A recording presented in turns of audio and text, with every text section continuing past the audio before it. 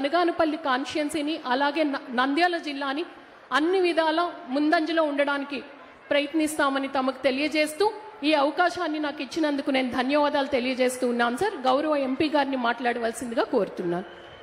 ధన్యవాదాలు మేడం.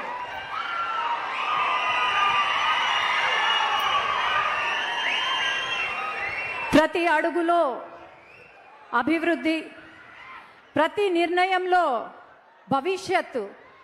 రాయలసీమ ఒక సామాన్య రైతు కుటుంబంలో జన్మించి ఈ నేల తల్లి యొక్క విలువ తెలుసు, మన కష్టాలు తెలుసు, మన నష్టాలు తెలుసు. మన రాయలసీమ ముద్దు బిడ్డ గౌరవనీయులు మన ముఖ్యమంత్రి వర్యులు శ్రీ చంద్రబాబు నాయుడు గారికి, అట్లాగే ఇక్కడికి వచ్చిన ప్రతి ఒక్కరికి పేరు పేరున నమస్కారాలు తెలియజేసుకుంటూ, ఒకప్పుడు రాయలసీమ అంటే కరువు, వలసలు, లేకపోతే ఎండిపోయిన పొలాలు.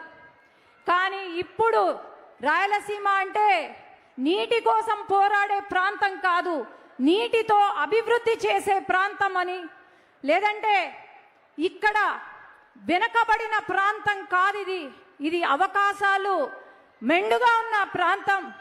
అట్లాగే వలసలు వెళ్ళే ప్రాంతం కాదు, ఇది వలసల గడ్డ కాదు, విజయాల గడ్డ అనే ఒక విజన్తో ఈరోజు రాయలసీమను రతనాల సీమగా మార్చి, ముఖ్యంగా మన నంద్యాల జిల్లాను రతనాల సీమగా మార్చి ఈరోజు ఒక హార్టికల్చర్ హబ్గాను, లేదంటే పరిశ్రమలు, ఎలక్ట్రానిక్స్ హబ్గా, అట్లాగే డిఫెన్స్ హబ్గా మన రాయలసీమను తీర్చిదిద్దుతున్నారు మన ముఖ్యమంత్రి వర్యులు.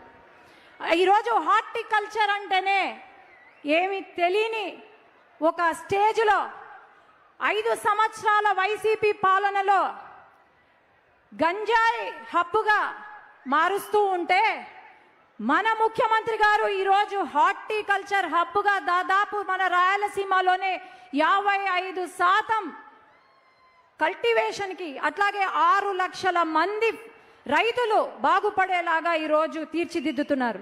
అట్లాగే వైసీపీ పాలనలో కంపెనీలు, పరిశ్రమలు వెళ్ళగొడుతూ ఉంటే, పారిపోతుంటే ఈరోజు ఆ పరిశ్రమలు, కంపెనీలు క్యూ కట్టి మన రాష్ట్రానికి వస్తున్నాయి. దాదాపు 25% పెట్టుబడులు మన రాష్ట్రంలో ఉన్నాయి. ఇవన్నీ మనం చూస్తున్నాం. ముఖ్యంగా నేను ఒకటే చెప్తున్నాను, ఈరోజు రాయలసీమ ముద్దు బిడ్డ అని చెప్పి కొంతమంది నాయకులు మాట్లాడుతున్నారు.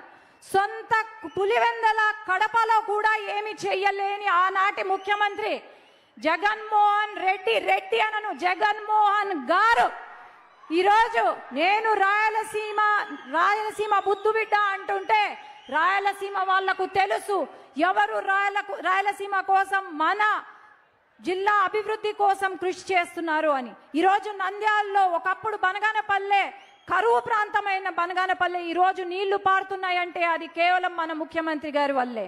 అట్లాగే ఈరోజు మహిళలకు పెద్దపీట వేస్తున్నారు. 33% రిజర్వేషన్ అని వెయిట్ చేస్తున్నాం, అమలు అవుతుందా లేదా. కానీ ఈరోజు మన రాష్ట్రంలో, దేశంలో ఎక్కడా లేని విధంగా బిల్లు అమలు అయినా లేకపోయినా 33% రిజర్వేషన్ మహిళలకు ఉంటుంది అని చెప్పిన ఏకైక పార్టీ ఈ దేశంలోనే అంటే తెలుగుదేశం పార్టీ. అట్లాగే మహిళలకు ఏమాత్రం గౌరవం ఇస్తున్నారు వైసీపీ నాయకులు మనం చూసాం. నిన్న వైసీపీ కార్యాలయంలో ఒక వైసీపీ మహిళను కొట్టారు, లేదంటే మన పైన కేసులు పెట్టారు. అట్లాగే ఒక చిన్న బాలికను రేప్ చేస్తే పాస్కో కేసు పెడితే వాళ్ళను పరామర్శిస్తారు. ఇది వైసీపీ నాయకులకున్న మరి ఏమనాలో అర్థం కావట్లేదు. ఈరోజు ఒకటే గుర్తు పెట్టుకోవాలా, రాయలసీమకు మేలు చేసిన వాడు ఖచ్చితంగా రాయలసీమ ప్రజలు గుండెల్లో పెట్టుకొని చూసుకుంటారు, అదే సిబిఎన్ గారు.